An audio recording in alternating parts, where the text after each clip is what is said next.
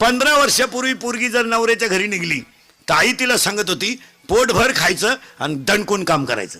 तक्रार आली तर तू येईन मी येईन. आता ह्याच 5-6 वर्षापासून आई डायरेक्ट सांगती एखादा महिना पाय, सगळ्यांचा अंदाज घेऊन ये, नाही तर पाहुणा इकडे घेऊन ये, खाल्ल्या वावरात कांदे वाट्यानं करीन पण तो शान भरायचं नाही. इतक्या धरी कीर्तनात बसलेली तुझ्या पोरीचा तुझा फक्त 4 दिवस फोन नाही, फक्त बोटवर कर. आजचं पाकिट देतो मी तुला, कर बोट. तुला काम नाही का काय दुसरं? तिकडे मर ना, कांद्यात रॉप चिंबट ना, दुसऱ्याची घर का आलं बिगडी ती. उठपळ पुरीला फोन, उठपळ पुरीला. बरं विचारी ती काय जीवली का काय घालून गेलं, बोंबील भाजली खाती. आवळ्याचा बाजार नाही.